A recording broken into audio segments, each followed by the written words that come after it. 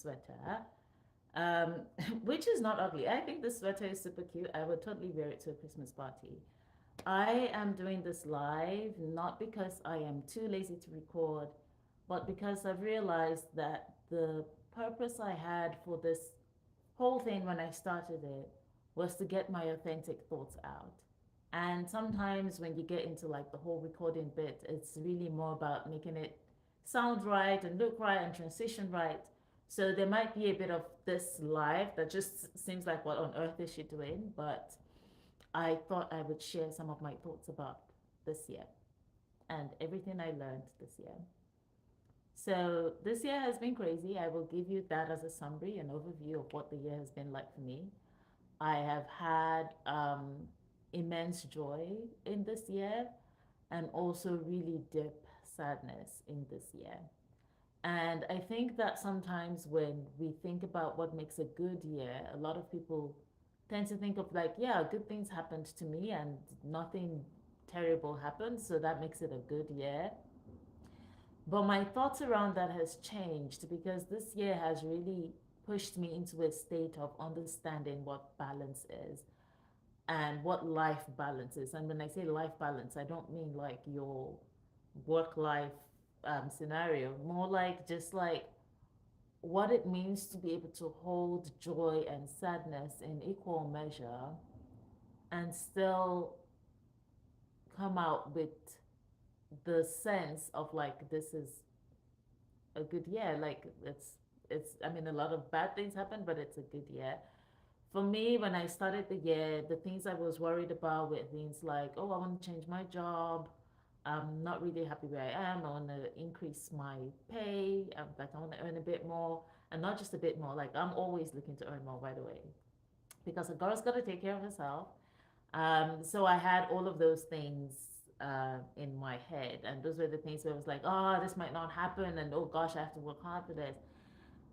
What I didn't have on my bingo cards was my friend dying, and oh, I was hoping I wouldn't break down, but I didn't have it on my bingo cards that one of my closest friends would die. And I also didn't have it on my bingo cards that this year, despite like all the great things that were happening, would result in me like having significant health challenges where at some point I was just like I had days when I couldn't just get up out of bed. And so that's just like I started asking myself, like, does that make it a bad year? Because I did get a fantastic job that I really enjoy and I work with amazing people. My team is absolutely lovely. Um, and I did increase my pay and I, made friends and, settled more into the city I live in. So that all of those things worked out, but the things I didn't worry about that hit me like a ton of bricks had a significant impact on me and just got me to start thinking about like what really makes a good year. Because this year I feel like my mind was stretched to its elastic limit in the sense that on the one end I was really happy and on the other end I was terribly sad. And just like I would have these waves where I just like break down because I just didn't like I couldn't connect to the joyful part on some days, and on some days it was like the joy is so overwhelming I can't connect to the sad part.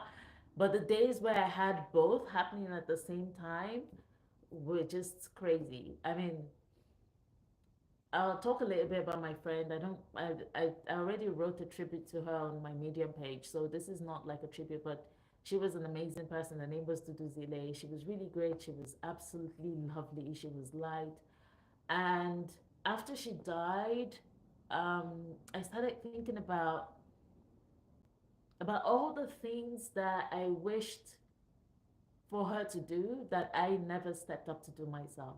So Dudu was a writer. She was creative. She loved taking photographs, and she took amazing photographs. And she loved telling African stories, which I would say is not exactly my passion. I mean, I love to tell African stories, but like she connected with it in a way that I could never connect with it. Like for her, it seemed like that was her purpose, like why she existed. anything that had to do with Africa, she was on it and she was happy and joyful to do it. I often came out it as a from a point of like, I'm passionate about the injustice and this needs to be solved. And she was passionate about it, but she also saw like the beauty. I don't know how to explain it. It's hard to explain her. And throughout our friendship, a lot of our conversations were always around like all the amazing things that Dudu would do and could do. And I always wanted to like encourage her, like, you should do this and you should do that. And she was going to make a coffee table book with photos from all around Africa. She started out, she launched her own business, I think the week before she passed on. There were so many amazing things that were in the pipeline that I was encouraging Dudu to do. And after she passed on, it hit me that I too am a writer. And for some reason, I just never, like, not that I never connected with it. I did write a book and it was published, but I think after I graduated from my PhD, I disconnected with writing for a long time because I don't know, I think the PhD just like zapped my creative energy. So I sort of disconnected from it. But there were so many thoughts that I had that I would share with Dudu, and I feel like there were thoughts that, like, based on our conversations, was like, you could write about that and you could do all of these other things, like this YouTube channel. You could share your thoughts. And I think the thing I really appreciated about Dudu that just hit me like a ton of bricks after she passed on was that she would do things even if they didn't seem like they would be popular. Like, I remember one of her messages to me maybe a few weeks before she passed on was, thank you for supporting me before it became cool. And that was because she had won an Africa No Filter grant, and she had done this project, like it was like a project about African entrepreneurs, and she had written this cute magazine about it, and people were going bonkers for it. And she was getting a lot of feedback, and she was like, thank you for supporting me before it became cool. But the thing is, before then, Dudu would do it anyway, like regardless of whether or not it was going to become popular. And I think after she passed on, I've been thinking about that a lot, and I'm just like, there's so many things these days where it's like we do them because we want them to be popular and we want to hit it off and we want to make it something that everybody's plugged into. But sometimes you just have to do things for yourself, like, because that's what you love to do. And she did the things she loved to do. Her Instagram is full of her doing things that she loves, going out and taking photos of flowers, foraging. I think she was foraging at some point. She'd take long walks. She just did all the things that she enjoyed. And after she passed on, I had many moments in this living room where I absolutely broke down. If you're hearing a humming sound, that's my heating coming on. I think it's like 1 degree in Ottawa today. So it's not that bad in terms of cold, but the house got to be 23 for me to survive in it. Um, so I was saying, like, she did things because she loves them. And after she passed on, I started to think about it. And I was like, there's so many things that I love doing that I don't make time for, like writing, for example. Besides my creative energy being zapped, it's just I just got to a point where I didn't think I should be writing anymore, and I don't know why that was. But after Dudu passed on, I started writing again. It seemed like there was something about her death that awakened something in me. And I also started thinking about how I want this channel to look, and the idea that I just want to get my creative thoughts out, not my creative thoughts. I just want to get my thoughts out, and share with you whatever random thing I'm thinking about.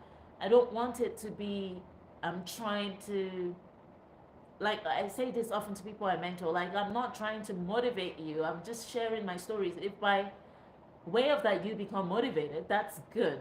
But hopefully you don't become demotivated. That's the plan. But I'm just telling you my stories. And I think after she passed on, that authenticity that she had when she connected with everything and she did it because she loved it, I sort of like felt an overwhelming need to do that. And so, like, yeah, that's something that's come out of this year. But her death really hit me. And obviously, I've had like health challenges. Endometriosis has been kicking my butt. Like, the things I've learned about endometriosis this year they've had me wondering, like, if I had the persistence of endometriosis, I would be wealthy. I think I'd be wealthy. I would, because it is persistent. Like I didn't know endometriosis could infiltrate your kidneys. Well, I won't say I didn't know. I knew, but it seemed like something that could not happen, if that makes sense. But like it turns out it can. It can reach out to your diaphragm. It can stop you from breathing, like breathing deeply, because like the pain just sits in your chest. Um, it can cause, it can wreak havoc, and I think like I wasn't ready for how that would turn out. And at the same time, I had this amazing job that required me to be active, because my job is really fun. There's something interesting every week at least. um, and I had this job, so it was like I have this job where I have to like be this, and this is the kind of job I enjoy doing. But then I also have this illness that's affecting my body. And I think what I've often told people is that I really believe that my body has been producing, um, what you call it now. My body has been producing, what's it? What was that? Yeah, I really believe my body has been producing cocaine or something, like, because there's no way I am performing the way I'm performing. Like, my body's been producing some sort of substance to just keep me performing.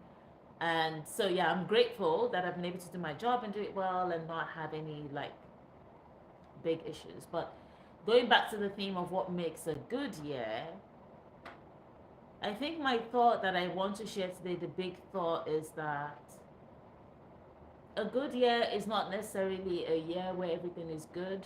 The Yoruba people where I come from in Nigeria often say Tibitire Ladaliaye, which means like life is both good and evil. And I think the best explanation I've heard of it is that there's like evil and good are two sides of the same coin, and you can't separate them when it comes to life. So there'll be good things that happen and there'll be bad things that happen, and somehow you have to just keep pressing on. And I think that's the significant thing that has come up for me this year, because Dudu passed away last month in November. She passed away last month. I did not have that on my bingo cards at all. And I think there was a day I sat here in the living room and I had this thought like, what do I like, who do I call when like something crazy happens? I can't remember what I was dealing with, but I just had that longing of like, who do I call? I remember even laughing and saying, Dudu, like when I meet the boy, who am I going to tell first? Like this is crazy. So it's been a crazy year, but I think it's also been a big lesson for me in the sense, first of all, that I should do the things I love, not because anybody cares about them, but because I care about them. And Dudu's death reminded me of that, because I'd go over some of our messages and that's what just kept coming up. So do the things that you love. I guess this is me encouraging you to do that. Doesn't matter if it's popular, doesn't matter if it takes off, if it becomes the next big thing, but do the things that you love, the things that you enjoy because you enjoy them. And I'm not trying to say this by tying it to the morbid belief or the morbid thought, which is not even a belief, it's a fact, that we all don't know how long we're here for, so we might be out anytime. But I'm tying it to the sense of fulfillment that you have when you do the things that you love. Um, that's something I just loved about Dudu. She always did what she loved, and I appreciate that deeply. So do the things that you love. Don't wait for anybody to tell you whether or not it's cool. Dudu was cool, even though the world didn't know it. The people who were close to her knew it, so that's what's important. Um, find the balance. I think is my bit next. The other thing I've learned this year, like find the balance between good and bad. I've had to hold that balance, and it's very delicate to be able to say I'm grateful for these things, but why did these things happen? And to know in the midst of all of it that I have this reassurance that life is still good. And that's sort of hard. Like life is still good, even though I've lost my who I considered like my best friend. Life is good, and everything is okay, and everything will be okay. And to just take the lessons from her life that I have learned and apply those to my life. So yeah, that's I think that's the big those are the big things I wanted to share. So what makes a good year? I don't know. And I guess like, yeah, just what makes a good year, I'm not really sure. For me, it's like, yeah, I want to hold that balance as it should be, to understand that there is both good and evil, and evil doesn't necessarily make it less good, or sadness doesn't make something less happy, if I can put it that way, and happiness doesn't make something less sad. So holding that delicate balance in my mind is something that I'm trying to achieve, and it has been a big test, but yeah, it's a big lesson. So anyway, I on that very depressing note, I am really glad for all the beautiful things I had to say. I'm grateful to all of you for your support. I think that going forward, and I've had this thought over and over since Dudu died, more of my videos, definitely I will be recording videos with Ayo and Biola. I'm sure you've seen some of their videos on the channel.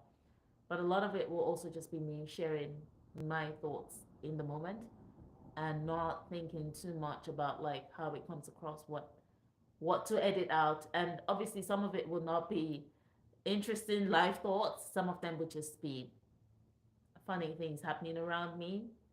But I just want to make it what I believe Dudu embodied, which was authenticity. And I want to do that more. So I don't know how that'll play out. We'll see how it goes. I know next year is probably going to be super busy for me work wise, but regardless of that, I still want to make sure that I dedicate time to doing this because I enjoy it and it is important to me. All right, Merry Christmas, everybody. I hope you have a wonderful time with your family. I wish you a great celebration, and I wish you the joy of the season. And I hope you and your family have an amazing 2024 ahead. I'm doing a recording with Ayo and Biola in a few minutes. And yeah, I'll see you again next time I record a video. Bye.